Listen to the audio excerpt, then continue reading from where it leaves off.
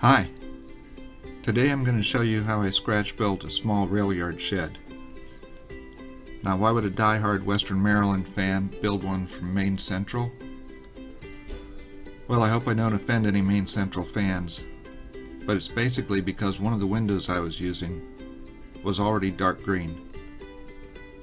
And Maine Central used this beautiful dark green for trim on some of their buildings. And I don't have any New England buildings, so I thought, why not? I didn't start out with this structure in mind.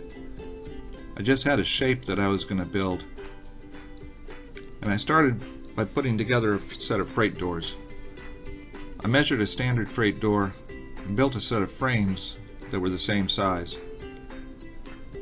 Then I took some scribe siding and cut it at a diagonal, and that was going to be the backing for my doors. Then once I cut it to the correct size to fit the door frames I made, I stained all of the pieces and then glued them together after they had dried. And this made my freight doors, which the rest of the building was based around. Now, other than having a general shape in mind, the other thing I wanted to accomplish was to use as few manufactured parts as possible. So this door and these windows are the only pre-made parts I used. Now, I got some board and batten siding, and the shape that I had in mind was based on a building that a friend of mine had made.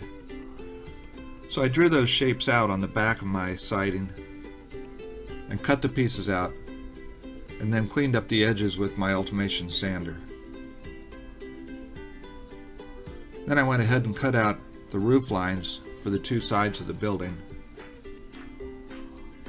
And I braced all my pieces with bracing that I had cut on my Ultimation slicer. I test fit all the windows and doors in place to make sure everything fit okay. I was going to have a little bit of trim around a couple of the windows and the freight doors, so I painted it green. Then I glued the trim around the freight doors and glued the freight doors themselves in place. Then I put some corner posts on the ends of the two side walls and glued them. Now I put some trim around the upper windows that were going to be vent windows. Now it was time to stain all of my siding. I used a medium brown for this stain, going around the trim pieces. Next, I cut the acetate to put in the windows and then glued this in place. And now I started to glue my walls together. First I made two L shapes, and then when they were dry, I glued the entire building together. And once that was done, I glued the upper back wall in place. One of the details I like to do is to use a rivet as a door handle. So I just drilled a little hole and put a tissue rivet in for the door handle. Now I was going to be using Dr. Ben's rustic lumber for my roof decking. So before I could put it in place, I decided to put a center brace down the middle of both roofs, and I had to cut the angles correct. Then I glued that center brace in place and started cutting the rustic lumber to the correct length. I got a bunch of piles together and test fit them. I needed to trim away the board and batten at the bottom of the upper wall so they'd fit tightly. Then I soaked all my roof decking in a driftwood stain, and for the ends of the roof I glued two pieces of roofing together because the overhang wasn't enough to glue it in place. Then I started gluing my roof decking on. I like the way this rustic lumber looks. It's not all even like your strip wood is. Once the roof was in place, I had to start putting together a smokestack. I just took some styrene tubing, cut it at a 45-degree angle, and glued it together. And then for the thimble where it would come out of the wall, that's a fancy word for flashing, I just used an HO wheel set, took one of the wheels off and sanded the back of it. Then I glued all of these pieces together.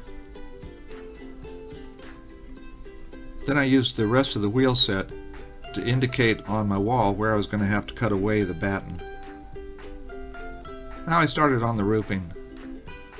I used rail scale models tar paper. I cut it into strips 3 foot wide. And then I roughed up one edge of it and started gluing it in place. I wanted to have one area where it looked like the roofing had torn, so I put that on the front corner. Then once I had all my roofing in place, I started on the signs. I had gathered together some main central signs and a couple others. Then I sized them and printed them out. Then I used a sponge to put rust-colored paints on them. Then after painting my smokestack, I glued it in place as well. Now I started my weathering. I like to use artist pigments for this. Now I had already used various shades of stain to indicate the wood rotting at the base where it would be in contact with the ground, but the pigments helped accentuate this, along with adding dirt in other areas. And a couple small details that I wanted to finish it up with. I added some handles onto the freight doors made out of wire, and then I used a couple pieces of wood to indicate boards holding down the patch on the roof. Now I really hadn't set out on planning to build any kind of rail yard shed, but that's what this turned out to be, and I'm really happy with how it came out. I appreciate you watching, and I hope you come back.